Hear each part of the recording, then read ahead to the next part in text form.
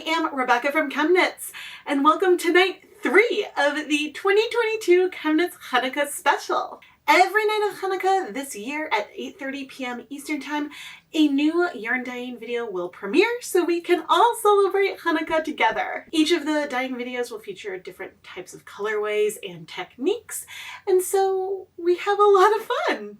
Tonight we are going to dye a speckled colorway on top of a tonal base. And so we're going to be dyeing this yarn in 2 layers. First, I will dye our base color using a cool vat technique, a cold process technique, where I'll be setting it up, well, outside, so it's warmer than room temperature, but letting it slowly get that base color, and then we'll do some immersion speckles on top of that. For the first dyeing step, I wanted to pick a color that was bright, but not too bright and saturated. I wanted this color to have an impact on the final colorway, but again, not be too intense that we wouldn't be able to feel or see those speckles that I'm planning to add to it. So I went back to one of the videos I did in the 2022 Spring Mini Skein mini series, where I looked at the depth of shade of a lot of my neon acid dye colors. And I'm drawn to the Fluorescent Lemon. It is a beautiful, bright yellow, and I really love it. It's striking even when it's more pastel. And I knew I wanted to use this somewhere between the 0.125% depth of shade and the 0.0625% depth of shade. Because even if it was more concentrated, it wouldn't be that dark, but I didn't want the neon to feel too intense while still being neon. What is depth of shade? Depth of shade refers to the number of grams of dye powder that are used to dye 100 grams of yarn. And this is said as a percent. So a 1% depth of shade would be 1 gram of dye per 100 grams of yarn. This is not to be confused with another percentage that I talk about frequently, which is a stock solution percentage, which talks about the number of grams of dye that are dissolved in 100 milliliters of liquid. So both of these are percents that people talk about a lot, but they do refer to different things. But now let's go a little bit more into the math and potential recalculations I will be doing for today.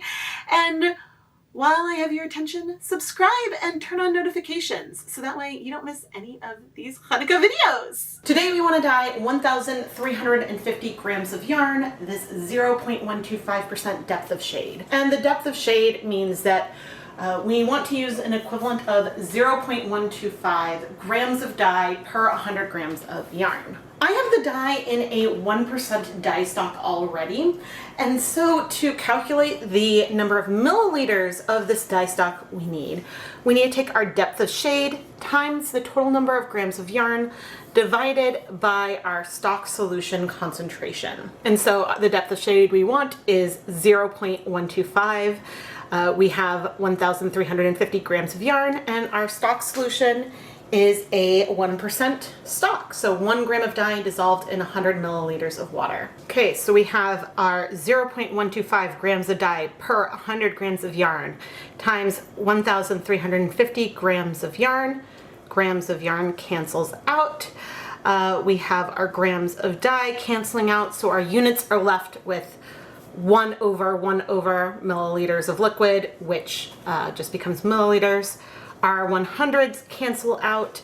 And so in this particular case, it's just going to be 0.125 times 1350. In other cases that may be a little bit more complex, you may need to deal with a different number here if it's not a 1% stock. And therefore, we need 168.75 milliliters of our dye stock. I have a dye stock of Fluorescent Lemon here already. I don't know how much I have. This container here held 250 milliliters originally, so I may not have enough. But today I really was hoping to get into the ballpark of what I needed. Okay, and so we have about, I would say, closer to 112 milliliters. If we have about 112 milliliters of a 1% stock solution. That means we have 1.12 grams of dye because there's 1 gram of dye in 100 milliliters. And this is the amount of yarn that we have. So what would our depth of shade be? And to make it a percent, I'm going to multiply this by 100 because the depth of shade is per 100 grams. This would be a 0.083% depth of shade. So while we don't have a 0.125% depth of shade, we would have above a 0.625% depth of shade. And so we are in that range that we were hoping for. And so we can go ahead and use up all of this dye. Now I am gonna go ahead and rinse out the container and the lid into this cup, just because why not use up as much of the dye as we can. And now let's go dye our tonal layer. I pre-soaked all of our yarn in just some plain tap water overnight. We will be dyeing both Wool to Dye For's Platinum Sock and Platinum DK. All of this yarn is 75% superwash merino wool, 25% nylon. And I'm electing to do a cold process for this first stage because it means that we can dye all of this yarn at once in a 5-gallon bucket. Otherwise, I would probably need to do this in a lot more stages, which would take longer and would use up more space on the stove. And so dyeing yarn like this, whether it's outside or inside, oh, here we go, is a really great way to just have more space to dye the yarn. And since we're planning on speckling onto this yarn anyway, it's not going to be any kind of problem. Now, I'm not entirely sure why there's a little bit of sudsing going on, but we're going to roll with it. And I'm going to add our Fluorescent Lemon acid dye. And really, there's not that much dye if you consider how much yarn that we're dyeing. The equivalent of 13 skeins of yarn here. It is looking a little bit greenish at the moment, but that is because we're in a blue bucket instead of a white one. Okay, and now I'm going to pick up all of the yarn through the zip ties. I have them grouped in bundles of 10-gram mini skeins. And there's no acid in the bucket yet, although there was a tiny bit of some vinegar that went into the container where I placed the yarn. And I'm raising and lowering the yarn in so that way we can try to distribute the color. Now, this is pretty crowded. We will have tonal variation in here, but if I open and separate the yarn, I can see that we are not having any spots that seem to have no color at all. And so that is good. Now I'm gonna come in with about 500 milliliters or 2 cups of white vinegar. We will probably use some of this dye bath as the dye bath when we do our speckling step. But this is gonna give us a very lovely base that is still fairly vibrant. Things do look paler once it dries, but you can see that these fluorescent colors do have a lot of punch. And again, I'm raising and lowering the yarn so we can distribute the dye and the acid all the way around. And now I am going to cover the yarn, and we'll wait until tomorrow to do our speckling. Because from my past experience with these fluorescent colors, 24 hours should be a sufficient length of time for all the color to absorb. It is the next morning, and let's take a peek at our, oh my gosh, our tennis ball neon yellow yarn. You know, as I remove the yarn and remove the liquid, I could have used less dye. We could have started with something that was less neon, less bright. I think I made a similar mistake when I was going for yellow on yellow speckles, starting with less saturated form of this neon color, but this color is beautiful. And I still haven't decided quite what color speckles I want to do on top of it. But now that this is so bright, I'm thinking rather than like more deeper or traditionally like jewel tone colors, maybe we'll go for some bright colored speckles to like lean into this. Ooh, we could go for neons. I wasn't planning on it, but we could.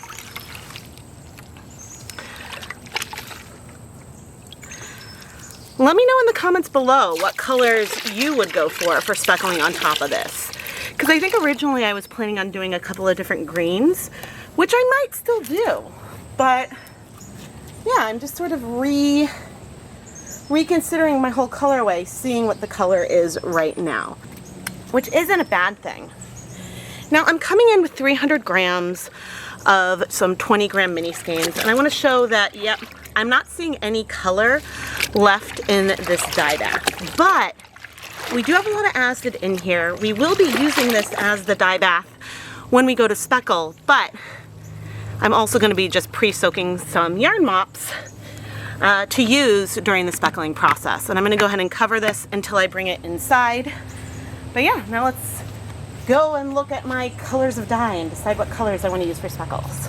Here are a few colors that I've pulled for the speckles. I may just stick with, say, Spearmint Breeze and Frozen. I'm not sure if I want to bring in a more neon green or something that will be a little bit deeper. I could also go and grab some forest green, but I think we'll probably start with some Spearmint Breeze and Frozen and see where we go from there. I am going to start this process by bringing over 300 grams of our really bright yellow yarn.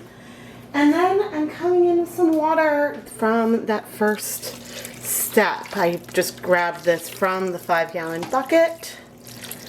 And yeah, let's go ahead and use 8 cups. 8 cups sounds good. And so when we speckle onto here, there will be some amount of spread. And yeah, I mean, we'll see how these first few colors go and then decide where to go from there. So I'm going to start heating things up. And once we are hot, I will go put on my deluxe rubber respirator mask, safety glasses, and gloves, so that way we can speckle with the dry powder. My initial thought was that the yellow was just going to be like our backdrop versus being part of the star. And so I think I thought I was going to go into like 3 different greens. But instead, I'm now coming in with some Spearmint Breeze here. And I like what that's doing. Okay. I like what that's doing. So we're going to come in and using the straight dye powder, just a little bit. The colors are spreading because we've got a higher amount of water in here. But I wanted a little bit more color, so that's not bad. Okay. Yeah, and I want to make sure that I have a little color all over, especially because these are 10 gram mini skeins. I don't want there to be any minis that don't have any of the color. Now I just wiped my fingers on our yarn mops and dried them off before we're going into our frozen blue. Now normally frozen blue and Spearmint Breeze are very different from one another. And I'm curious to see how they will feel right now. So I haven't even gone across the whole way. I just added a tiny bit to see what it's going to look like against the yellow and see how it's going to spread. But you can see here, the blue and the green are very different. I'm just waiting to see if they're going to feel different here on the yarn. And I feel like they do. The kind of spread is similar. I am seeing more blue over there, but I think I'm going to go ahead and give this just a couple of minutes so that way I can see if it's different enough for me to proceed, or if I want to pick a different color to use instead. And actually, before I wait too long, I'm going to come in with a little bit of some Radioactive as well, just to test.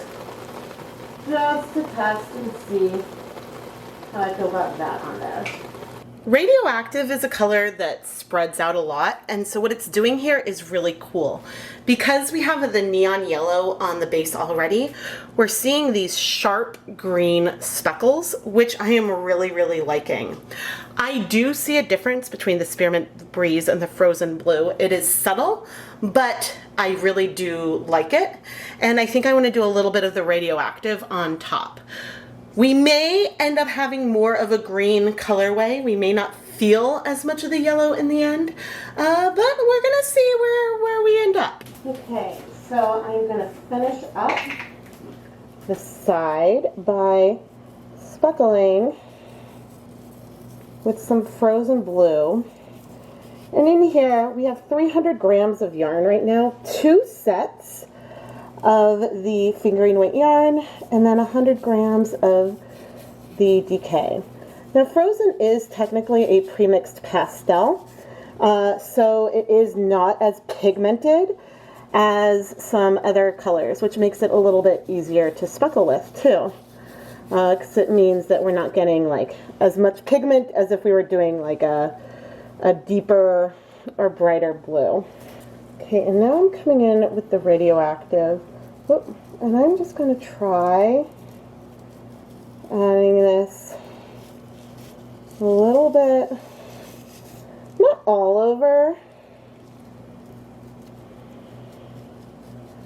because I don't want to create like any bleeding or anything, but this placement, and when we get to the other side, we'll add some more randomness into everything as well, but I don't mind if it is layered on top of the colors or what. Just bringing some of that in. And now I'm going to let things sit for, I think, about 10 minutes before we flip the yarn to dye the other side. I'm really liking what we're having here. I know everything looks really regular. It'll look a little bit less regular and more random once things are twisted up and once everything is like dry. But I am very excited. Now, it's really important when dyeing batches of mini skeins like this to try to make sure that things are nicely like spread.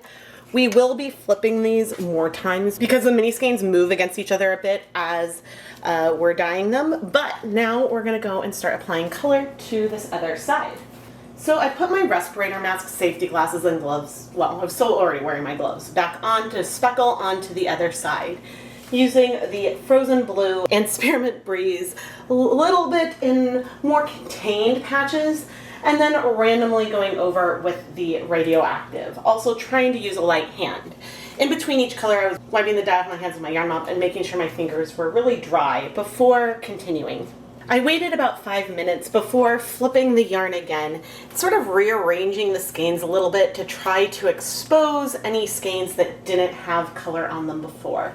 Since these are 10-gram mini skeins, I'm not that worried about asymmetry because there aren't that many wraps in 10 grams, but I don't want there to be any skeins that are left without color, so that is more of the concern in between our different flips. And I know that even if we don't end up with a lot of yellow left, if this turns into more of a bright lime neon-y green, that is okay with me. I'm just glad that we started with something that wasn't white, so that way our final yarn will have more of a punch than it might have otherwise.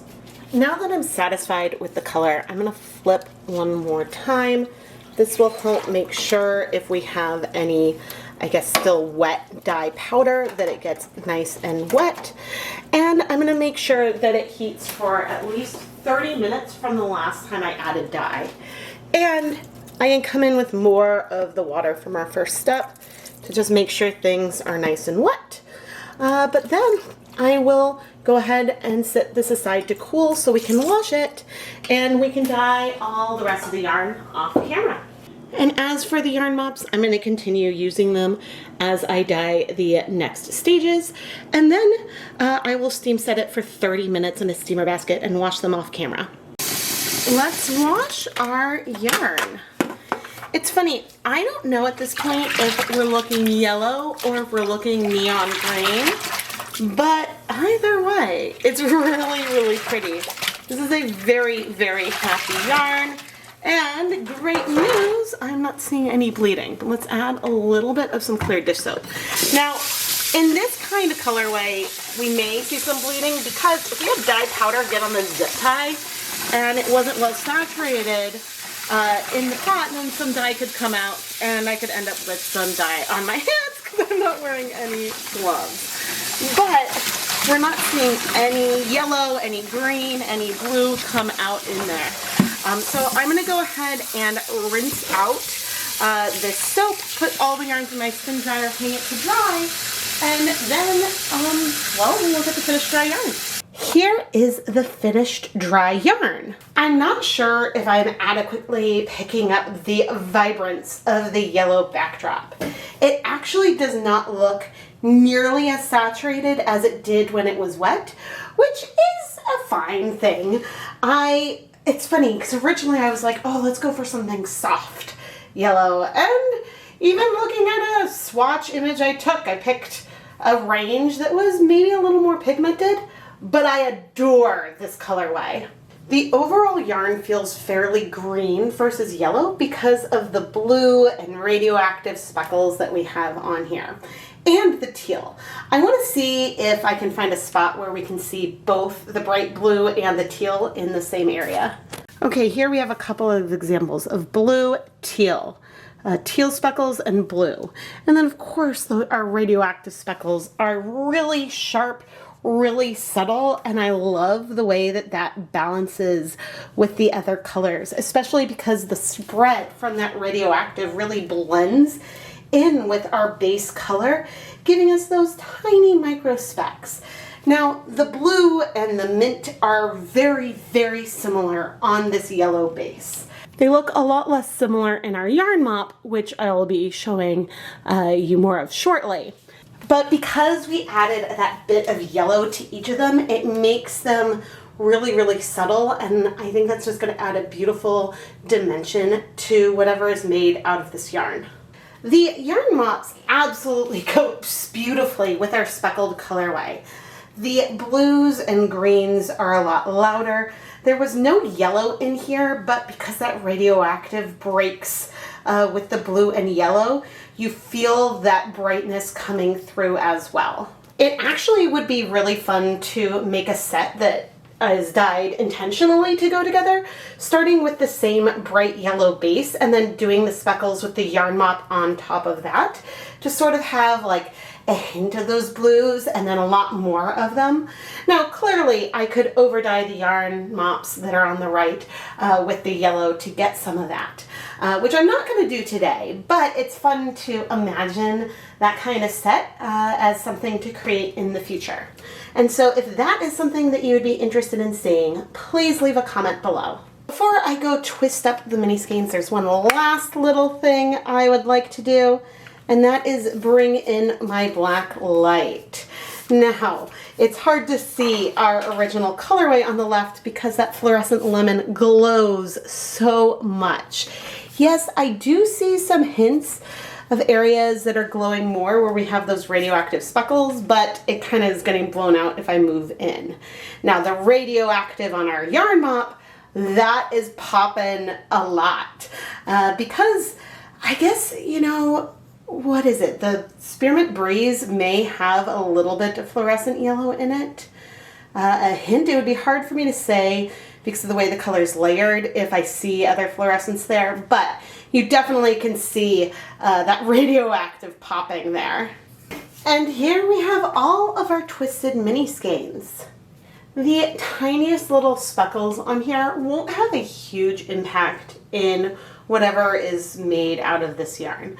Really, the bigger sort of like splotch spread around the blue and mint speckles, that will give more of the speckly appearance on the fabric once something is made out of this very, very happy yarn. I could pose another question for you to leave in the comments about whether you feel like this yarn is yellow or if you feel like it's more green. And thankfully, a lot of you are going to have your hands on this colorway, so you can let me know when you unbox it for Chanukah what you think and how you would classify this yarn color. Look at how bright the yellow is. I know I've asked you already to tell me if you feel like it feels green or yellow, and I guess I'm still torn. Right now, looking at it on the monitor really tiny, I would say yellow, but that's also because I know the neon green does lean more green. But I am very curious to hear your thoughts. And while we're debating green versus yellow on this yarn, what do you think about tennis balls? I didn't realize that this was hotly debated. I consider tennis balls to be neon yellow, but there are a lot of people that think they're green. So weigh in on that as well. And now that I'm talking about tennis, did you guys know that I played tennis in high school and I was a captain of the team? I think that's something new about my past that I haven't ever talked about before here on the channel. But anyway, let's get back to some yarn talk. When I'm dyeing speckled yarn and I want there to be a non-white or non-spread base color, a lot of times I will dye the base color first and then speckle on top of that. But there could be times where you want to do the speckling first and then over dye it. And that can be at times when sometimes if you have a yarn base, like say I was using that yak, where the color can be very dark when it is wet and it can be hard to see where your speckles are going. In those kinds of circumstances, I probably would speckle first and then over dye it after, because I would have trouble seeing the coverage of speckles I was getting otherwise. But the main reason why I prefer to dye the tonal first and then speckle after is that it's harder to see with a yellow, even though we do have tonal variation in there. But with a lot of other colors, when you have a tonal yarn, there's areas that are deeper and areas that are lighter. And so you can place the speckles intentionally in some of those lighter patches if you want to add more pigment there. Or you can focus again on the deeper patches. You can make those choices. And you can't make that choice if you're doing the tonal layer second. And so that for me is just the reason why I go in that order. But also, if I'm going to be doing a cold process like I did today, I didn't have to heat set that first because I knew when I was speckling, I was going to be heat setting it. So if I had done this in the reverse order, I then would need to either kettle dye to heat set that tonal layer, or I would need to add a steaming step near the end. And so that's just something to consider as you are doing a multi-process colorway. But again, I've said this before, your yarn is never done until you decide that it's done. So you can always decide, gee, I wish that this color had even more of that yellow, and then over dye it. So you aren't limited unless your color is too dark and you wish it was lighter. Then you're in a little bit of a pickle. But you can always add more dye and change up your colorway. You're done when you decide you're done. You are the artist. You're the one playing with color. If you're a huge fan of ChemKnits content, subscribing and turning on notifications, engaging with the videos with comments and thumbs up, that's the biggest way you can help support the content here. But I do have other ways that you can support the content, including on Patreon, where every month I poll the ChemKnits patrons to help choose the direction of the Dye Pot PS series, and patrons can get early access to content, plus behind the scenes sneak peeks, and at certain levels, advance notice of Etsy shop restocks, which comes in handy when I launch something like the ChemKnits Chanukah yarn sampler, which includes a mini skein from each of the Chanukah videos. And so knowing when those are going on sale means that you can plan so you don't miss out on any of the add-ons and things like that. If you would like to learn more, go and check out patreon.com/ChemKnits. There will also be a link down in the video description. Before I sign off, I've got some new Chanukah jammies. I actually picked these up last year towards the end because, well, the old pattern that I have isn't available anymore, and I try to always have like a size up for my eldest for our family matching jams. And since I didn't feel like we needed to get a whole new set, I figured I would get one in the new pattern to match Lucas, which I don't even think he'll be wearing his this year, probably not until next year, but we have them. And since I like wearing this in these videos, I thought that it made sense. But anyway, the pajamas are all from Hannah Anderson. This isn't sponsored or anything, but I find their PJs to be extremely comfortable and really high quality. So yeah, that's where I go for my Chanukah jammies. And they even have pet ones that match the family, which is awesome. I am Rebecca from ChemKnits, and what do you think will be coming up in night 4 of the ChemKnits Chanukah special? If you missed one of the premieres, which take place at 8:30 p.m. Eastern Time, you can find all of the videos in the 2022 ChemKnits Chanukah playlist. I will have them all in there as they are published, but hopefully you are tuning in to join the premiere, because then maybe you will be chatting with me in the live chat room. And if you're watching the replay, you can go and check out the chat and see any behind the scenes things I had to say or reactions when I'm watching the videos, because sometimes there are definitely facepalm moments that were unintentionally left in that editing Rebecca missed. Thank you so much for watching, and happy Hanukkah!